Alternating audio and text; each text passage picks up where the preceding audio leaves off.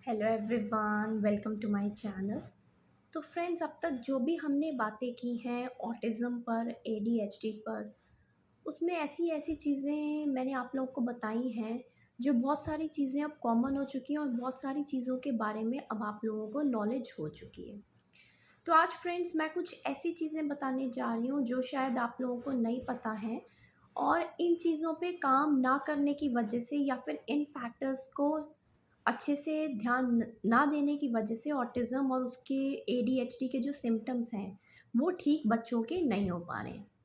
तो जो सबसे बड़ा फैक्टर है फ्रेंड्स ऑटिज़म होने का, ये एक तो जेनेटिक है। जैसा कि आप लोगों को पता है कि मोस्ट जो रिस्क फैक्टर्स हैं ऑटिज़म क्या है, it is a genetic disease या फिर एनवायरमेंटल एक्सपोजर से वर्चुअल ऑटिज़म, जैसा कि एनवायरमेंटल एक्सपोजर से हुआ है या फिर ये जेनेटिक से हुआ है। ठीक है। अब एनवायरमेंटल एक्सपोजर में हम अब तक एनवायरमेंटल टॉक्सिन्स की बात करते आए हैं। ठीक है। कैसा एनवायरमेंटल एक्सपोजर रहा, क्या उसने टीवी मोबाइल तो नहीं देखा 18 महीने से पहले, क्या उसने सोशल इंटरेक्शन कम तो नहीं किया, ठीक है, क्या उसका स्क्रीन टाइम पूरे टाइम तो नहीं रहा, क्या उसने राइम्स तो नहीं देखी। लेकिन आज फ्रेंड्स मैं दूसरी बात कर रही हूँ जो शायद आप लोगों को नहीं पता है।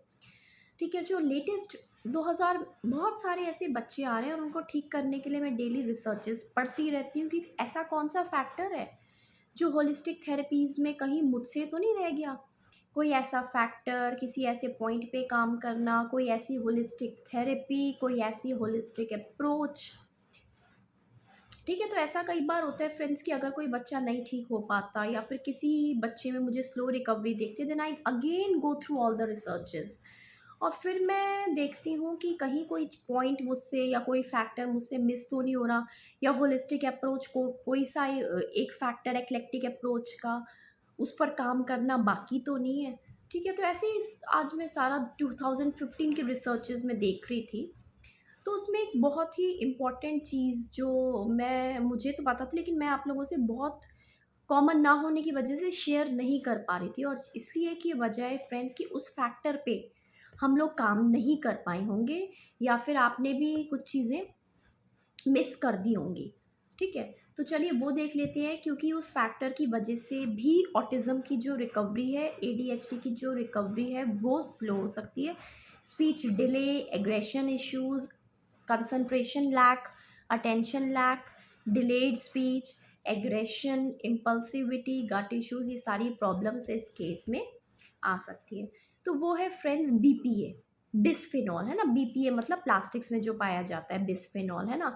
तो ये इसका जो एक कोरिलेशन है वो ऑटिज़म के साथ इंटरलिंक्ड एक बहुत ही इंपॉर्टेंट फैक्टर है जो 2015 से रिसर्चेज में डाला जा रहा है, और इस फैक्टर पे शायद हमने काम कम किया है। तो बिस्फेनॉल यानी कि बीपीए जो हमारे एनवायरमेंटल फैक्टर, एनवायरमेंटल एक्सपोजर से हमारी बॉडी के अंदर जा सकता है। ठीक है। जैसा कि अगर मदर ने प्लान कर लिया है बेबी, ठीक है, और उस टाइम पे अगर वो बीपीए फ्री कंटेनर्स यूज़ नहीं कर रही, बहुत ज़्यादा प्लास्टिक के बर्तनों में माइक्रोवेव में गर्म करके खा रहे हैं, डिश वॉशर से बर्तन नहीं है, बाय चांस से वो फूड में चला गया बीपीए। ठीक है। अगर रिफाइंड ऑयल ज़्यादा यूज़ किए, ठीक है, पैक्ड जूसेस ज़्यादा यूज़ किए मदर ने during the pregnancy, canned products use किए, जेस्टेशनल डायबिटीज़ के केस में बहुत ज़्यादा प्रिजर्वेटिव्स वाले फूड खाए। ठीक है। तो ये सारी चीज़ों से अगर मैटरनल का, मदर का एक्सपोजर हुआ बीपीए से, तो ये एक बहुत इम्पॉर्टेंट फैक्टर है कि उन मदर्स के बच्चों में ऑटिज़म होने का 50 to 60% चांस पाया गया है। ठीक है।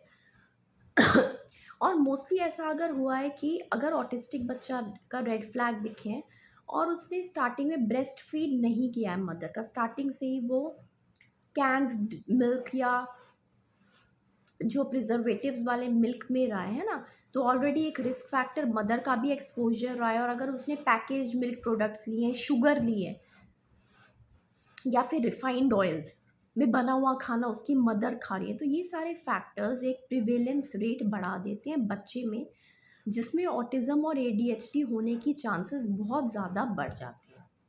ठीक है। तो अगर इस बिस्फिनॉल बीपीए जितने भी ऑटिज़म के बच्चे हैं, ठीक है, अगर उनका हमने ना रिसर्चेस में अगर उनका मदर जो प्रेग्नेंट है, अगर हमने उसका यूरिन सैंपल चेक करते हैं, ठीक है, या फिर हम उसका ब्लड सैंपल चेक करते हैं, मोस्टली तो यूरिन सैंपल में हमें पता चलेगा कि बीपीए के लेवल अगर बहुत ज़्यादा है, तो हमने देखा कि उन मदर्स के बच्चों में ऑटिज़म ज़्यादा पाया गया। और अगर उन बच्चों के भी बीपीए लेवल्स यूरिन में चेक करेंगे तो बीपीए लेवल्स बहुत ज़्यादा मात्रा में आए गए। तो ये एक कोरिलेशन है फ्रेंड्स कि ये जो एनवायरमेंटल टॉक्सिन से हुआ है आपके बच्चे को क्या ऑटिज़म। ठीक है, तो ये केवल एक यही बात नहीं मान सकते कि जेनेटिक है, इसका कोई इलाज नहीं है। टॉक्सिन से हुआ है तो उसका कोई ना कोई इलाज भी ज़रूर होगा, मतलब टॉक्सिन्स को न्यूट्रल कर दिया जाएगा, या वो सारे फैक्टर्स पे काम करेंगे तो हमारा जो ऑटिज़म है, एडीएचडी, वो ठीक होकर रहेगा, है ना। तो मैं ना स्टार्टिंग से ही अपना जब प्रोटोकॉल्स होलिस्टिक थेरेपीज़ का करती हूँ, तो मैं स्टार्टिंग से इसलिए हर बच्चे को मदर्स को बोल देती हूँ कि स्टार्टिंग से ही, अगर चाहे वर्चुअल ऑटिज़म है या क्लासिक ऑटिज़म है, स्टार्टिंग से मैं बोलती हूँ कि कांच की बॉटल का पानी शुरू कर दो इसको, ठीक है। क्योंकि बीपीए बॉडी में होने से एक तो विटामिन डी डेफिशिएंसी हो जाती है।